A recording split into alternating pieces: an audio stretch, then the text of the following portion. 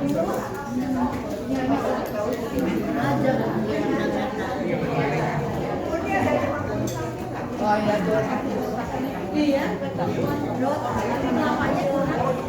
dia balik tanggal 23. Ya. I'm fine, thank you. Iya, biasa.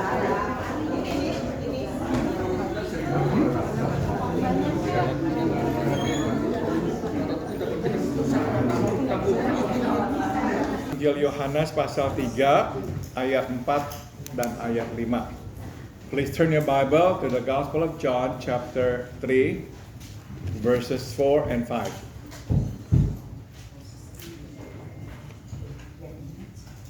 Mari kita membacanya bersama-sama. Let's read this together.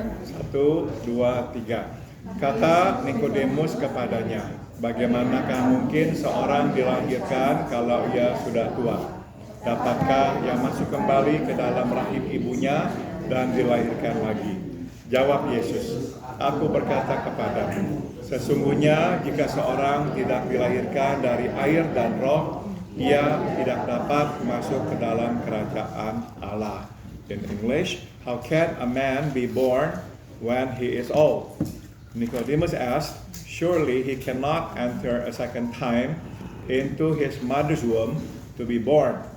Jesus answered, I tell you the truth, unless a man is born of water and the Spirit, he cannot enter the kingdom of God. Mari kita berdoa. Let us pray. Selamat pagi ya Tuhan, dan terima kasih untuk hari yang baru ini. Good morning Heavenly Father, and thank you for this new day. Kami sudah datang memuji nama-Mu, dan kami sekarang datang untuk membaca dan mempelajari firman-Mu. Lord, we have come to praise your name, and now we have come to learn from your word.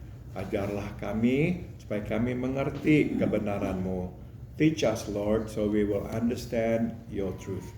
Dalam nama Tuhan Yesus kami berdoa. In the name of Jesus we pray. Amen. Halaman 41, page 41. Salah satu syarat belajar adalah bersedia. Tambahkan kata bersedia dan mau belajar. So one of the prerequisites, conditions to learn is to be teachable. Tidak mungkin kita belajar bila kita tidak bersedia dan tidak mau belajar. It is impossible for us to learn if we're not teachable. Dialog yang terjadi antara Nikodemus dan Yesus memperlihatkan bahwa Nikodemus bersedia dan mau belajar. Tambahkan kata mau. The dialogue that takes place between Nicodemus and Jesus show that Nicodemus is teachable. Begitu besar keinginannya untuk belajar sehingga tanpa malu dan tanpa menjaga gengsi, ia memperlihatkan ketidaktahuannya. Tambahkan kata ketidaktahuannya. How great is his desire to learn that he is not ashamed to show his ignorance. Mendengar Yesus berkata, jika seorang tidak dilahirkan kembali, dia tidak dapat melihat kerajaan Allah. Nikodemus langsung bertanya, bagaimana mungkin seorang dilahirkan kalau ia sudah tua? Dapatkah ia masuk kembali ke rahim ibunya dan dilahirkan kembali? Hearing that Jesus says that unless a man is born again, he cannot see the kingdom of God, he right away asked Jesus, how can a man be born when he is old? Surely he cannot enter a second time into his mother's womb to be born. Nah saudara, pertanyaan Nikodemus masuk akal, sekaligus membuktikan kekeliruannya. Tambahkan kata kekeliruannya.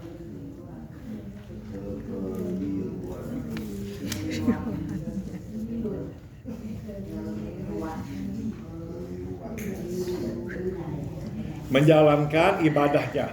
So you see the question raised by Nicodemus is logical, makes sense.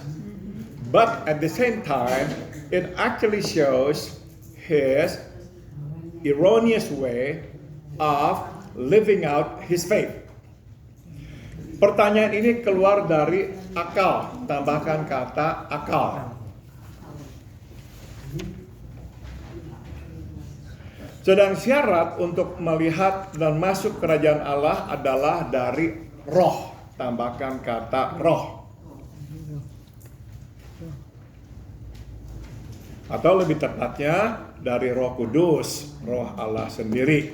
You see, this question comes out of his logic, his mind. While the condition to see and enter the kingdom of God is from the Spirit. To be more specific, the Holy Spirit, the Spirit of God Himself. Begitu besar kuasa akal di dalam menjalankan ibadahnya, sampai-sampai ia luput melihat makna rohani, tambahkan kata rohani, di balik pernyataan Yesus.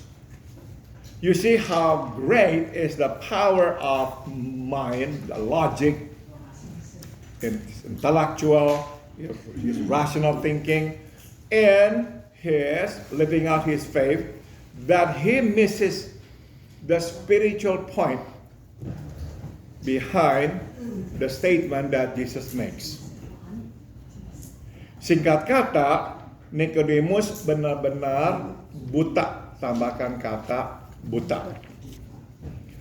Stop dulu. Saudara, kita waktu mendengar perkataan Yesus sudah langsung bisa menyimpulkan bahwa ada makna rohani di belakang ini, ya kan? I believe every one of us, upon hearing what Jesus says here, that you cannot enter the kingdom of God unless you're born again, understands that there is a spiritual meaning behind it. Saudara, Nicodemus sama sekali tidak bisa melihatnya. But as you can see, Nicodemus missed the point. Kenapa, saudara? Karena dia benar-benar hanya menyoroti, mendengar perkataan Yesus, memaknainya secara logis. You see, he missed it completely because he tried to understand the words of Jesus logically. Tidak masuk akal, mesti dilahirkan kembali. Bagaimana orang tua bisa masuk ke dalam rahim ibunya? Ya, immediately his reaction is, it is impossible. How can we, who are already old, enter our mother's wombs in order to be born again? It's impossible. Jadi saudara, kita bisa lihat, rupanya inilah caranya dia memahami dan menjalankan ibadahnya. So based on his immediate, spontaneous question or reaction to what Jesus just said, shows that's exactly how he lives out his religion. With his brain, with his mind. What makes sense, he accepts. What doesn't make sense, he doesn't accept. And that's the whole point that Jesus is trying to teach him. To enter the kingdom of God, you must enter it by faith through your spirit, not through your mind.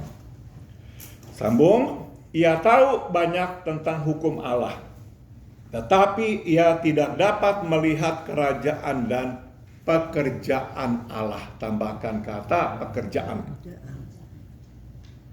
So you see, he knows a lot about the laws of God, but he cannot see the kingdom and the work of God. Jadi inilah aplikasinya buat kita. So this is our application. Banyak orang tahu tentang Alkitab dalam pengertian cerita di Alkitab. Tambahkan kata cerita.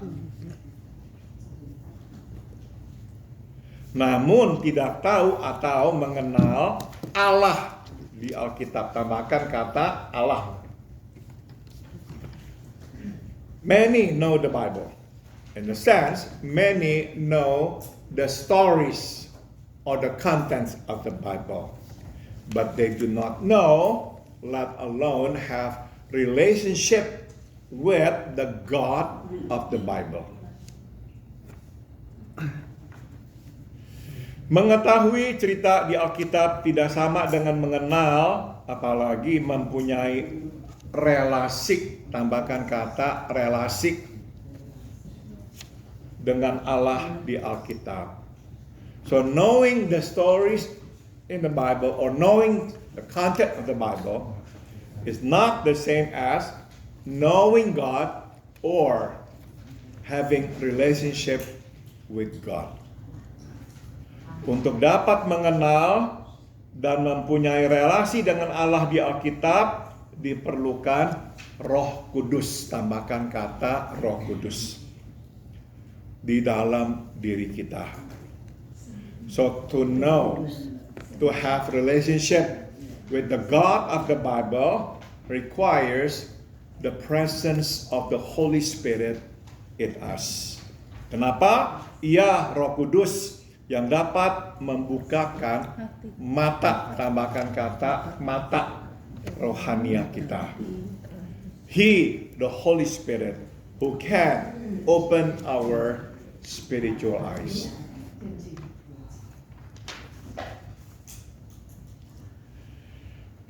Stop dulu. Saudara, waktu saya ini reuni dengan teman-teman SMP, SMA, banyak sekali yang bercerita seperti ini.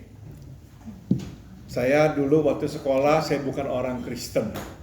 Tapi di sekolah, karena harus belajar agama Kristen, jadi akhirnya tahu tentang apa itu isi Alkitab, Kekristenan. Nah, mereka semua berkata begini, ternyata tidak sia-sia. Karena pada akhirnya, mereka semua mengenal Tuhan. Yeah, when I got together with my middle school and high school friends, many of them say something like this to me.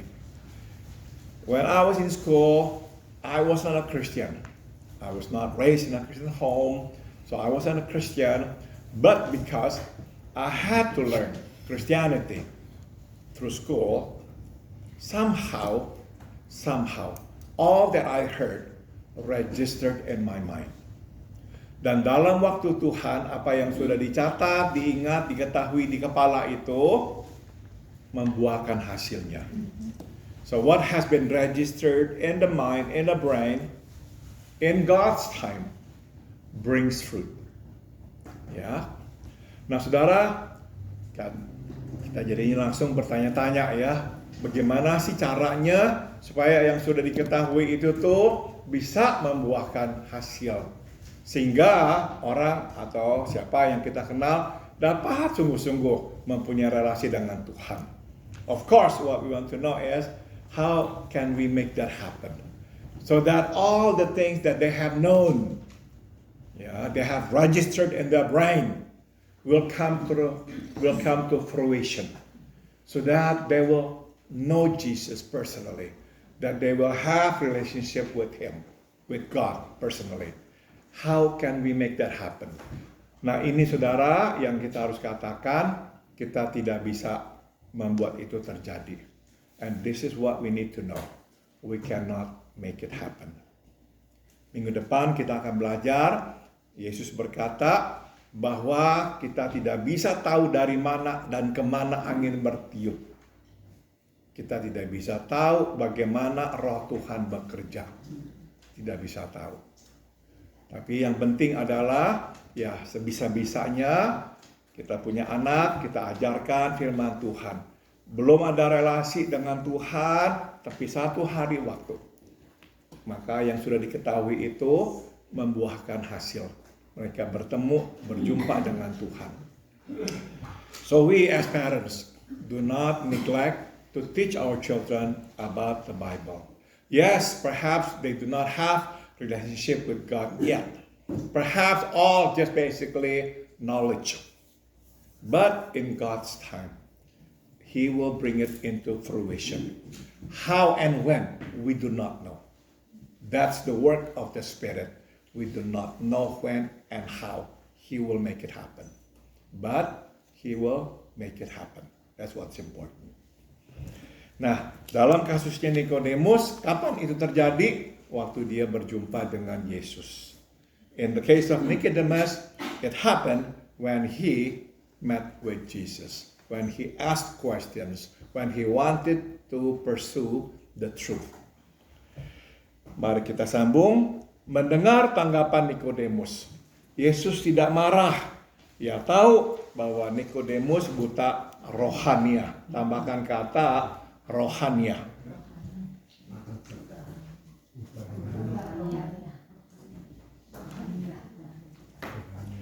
So, hearing the response that Nicodemus gave to Jesus, Jesus is not angry. Jesus did not say something like, "Oh my goodness, how stupid you are."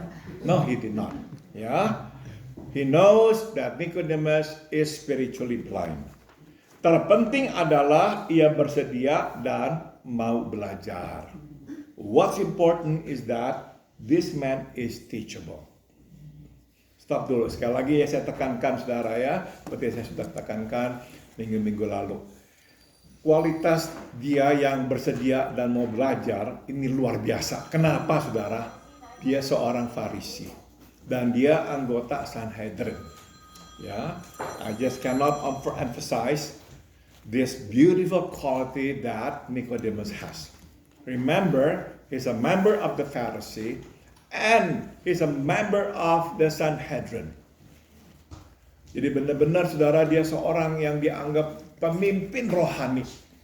Tapi kok bisa begitu rendah hati, mau belajar, nggak apa-apa kelihatan begonya. Luar biasa. Kita makin dianggap pinter, makin nggak mau ketahuan begonya, ya kan? Ya. Yeah. The more people think that we are so smart, the more we don't want people to know that sometimes we are stupid. Nah makanya kita yang kadang-kadang bisa bego, cara terbagus supaya nggak ketahuan bego adalah tutup mulut, diam aja. Nobody will know that we are stupid when we are quiet. Ya, nah tapi saudara, Nikodemus tidak tutup mulut, dia buka mulut. But what we see here, instead of closing his mouth, shutting up, he opened his mouth and asked Jesus. Even though his question shows how ignorant he was.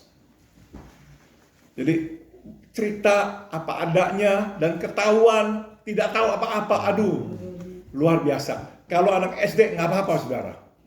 Dia seorang Farisi dan seorang Sanhedrin. Ya, jadi saya makin belajar tentang Nikodemus, tambah kagum. Orang ini luar biasa. So the more I know about him, the more impressed I am by his humility of mind. Incredible. Tambung. Tuhan senang mendengar pertanyaan-pertanyaan kita sebab ini menunjukkan bahwa kita mempunyai minat, tambahkan kata minat, dalam hal-hal rohani. You see, God is happy to hear our questions because it shows that we have an interest in spiritual matters.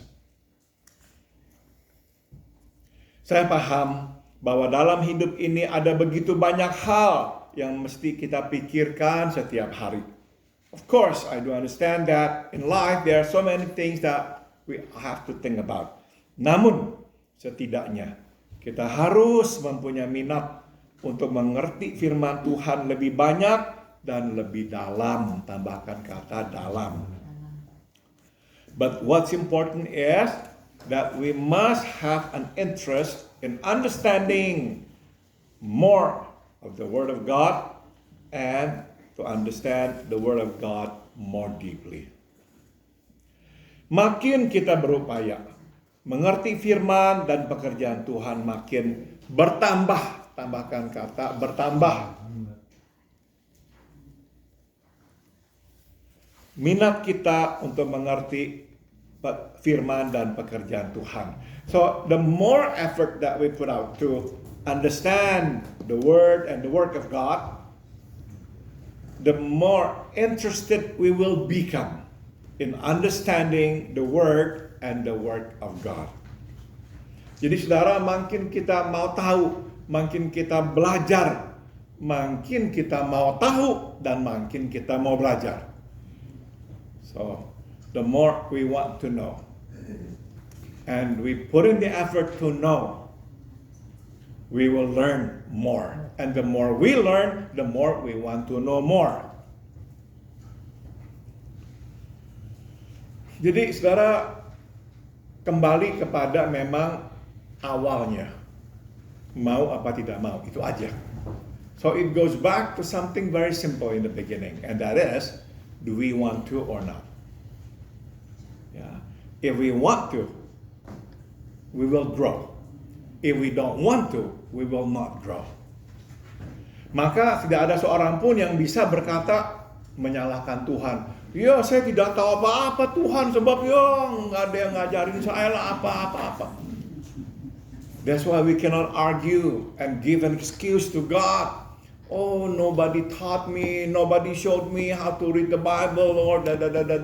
No, it depends on you, on me, on us, whether we want to or not.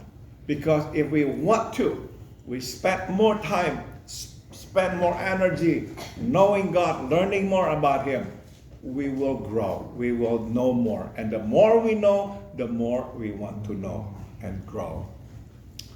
Jadi mulailah dengan satu langkah sederhana. Langkah yang diambil oleh Nikodemus yaitu bertanya. Tambahkan kata bertanya.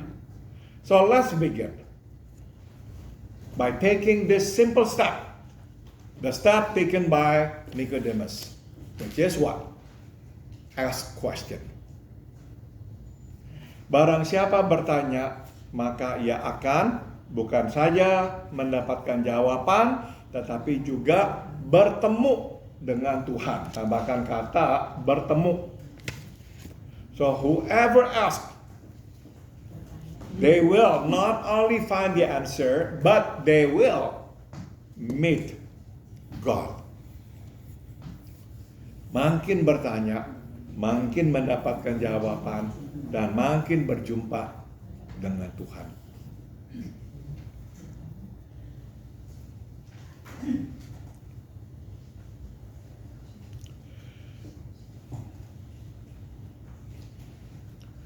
Saudara, salah satu penghalang kita belajar selain dari anggap diri sudah tahu adalah tidak mau tahu. Yeah, one of the hindrances of learning, of knowing more is not only thinking that, oh, it's okay, I know it already, but I don't want to know anymore. I don't want to know. I know it already and I don't want to know. Saudara, ini dua-duanya menghalangi kita belajar. Ya, both will actually become an obstacle to our growing and knowing God more and more. Ada orang-orang yang karena dibesarkan dalam lingkup tertentu, ajaran-ajaran tertentu, akhirnya berkata, ini yang benar nih. Udah dah, nggak mau tahu lagi yang lain-lainnya, salah yang lain-lainnya. Ya udah, akhirnya hanya tahu ini aja. Yeah, I know there's some who have been raised in a certain way, so that they always think like, okay, this is the right one. I don't want to know any more about anything else. Okay, in the end, they only know that much. They do not know more. Tapi saya perhatikan kalau kita mau membuka diri, mau belajar, bertanya, kok ini begini ya, kok ini begini ya, kita akan makin hari makin diperkaya dan makin bertumbuh. Dan ini yang saya jumpai, makin mengenal Tuhan dengan lebih utuh.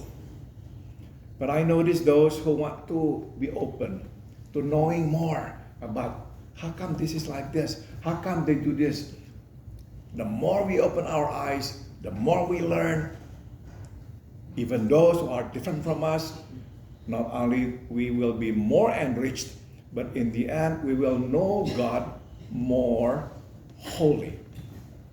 Lebih utuh, karena kita lebih tahu siapa Dia. Jadi sebisanya buka telinga.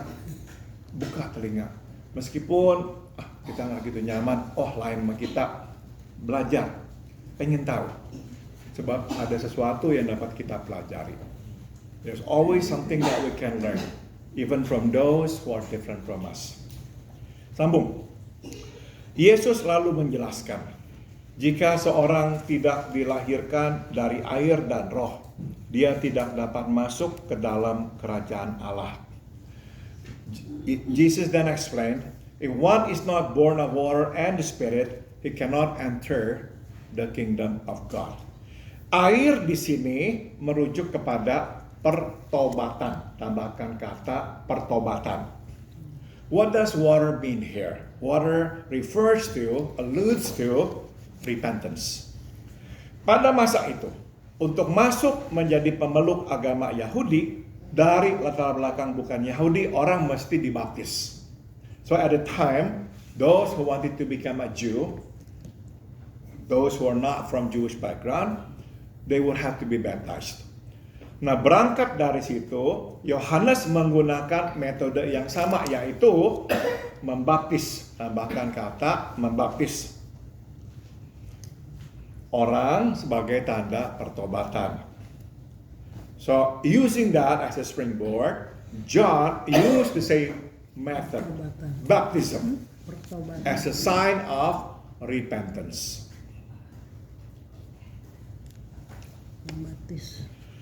Kenyataan bahwa Nikodemus tidak mengajukan pertanyaan soal air menunjukkan bahwa ia mengerti maksud Yesus, yaitu untuk dapat masuk ke dalam kerajaan Allah, ia mesti bertobat.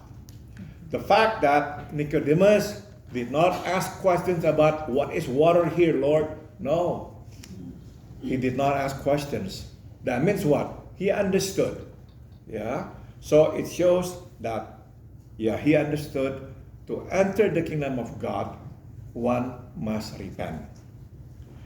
Dari sini kita dapat memetik satu pelajaran, yaitu sebelum kita dapat melihat kerajaan Allah, terlebih dahulu kita mesti melihat kerajaan kita. Tambahkan kata kita. So from this we can glean one lesson. Before we can see the kingdom of God, we must see our own kingdom. Kita harus melihat, tambahkan kata melihat, diri kita apa adanya. Bahwa kita orang berdosa dan bahwa kita memerlukan keselamatan Allah. We must see who we are. That we are sinners and that we are in need of God's salvation. Saudara, bertobat hanya bisa terjadi bila kita melihat siapa diri kita. You see, we can only repent if we take a look at who we are. Siapa kita? Kita orang berdosa. Kita memerlukan keselamatan Allah. We are sinners and that we need God's salvation. Sambung. Sekilas tampaknya pertobatan adalah usaha manusia. Tambahkan kata manusia. It looks as though repentance is the work of man. Bukankah melihat diri dan mengakui dosa adalah upaya sendiri? Isn't it looking at self and admitting sin our own work? Tidak, pertobatan adalah usaha kerja sama, tambahkan kata sama, antara diri dan Roh Kudus. No, repentance is a collaboration between self and the Holy Spirit. Pada kenyataannya, adalah Roh Kudus yang menunjukkan. Tambahkan kata menunjukkan.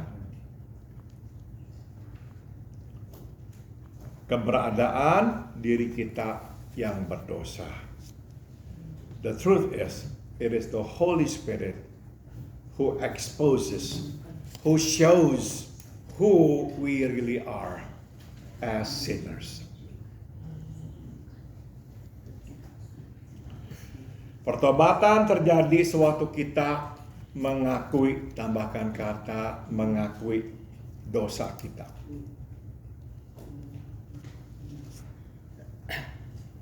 Dan menyadari kebutuhan kita, tambahkan kata kebutuhan akan pengampunan dan keselamatan. We can only repent if we admit to our sins and admit to our needs for God's forgiveness and salvation.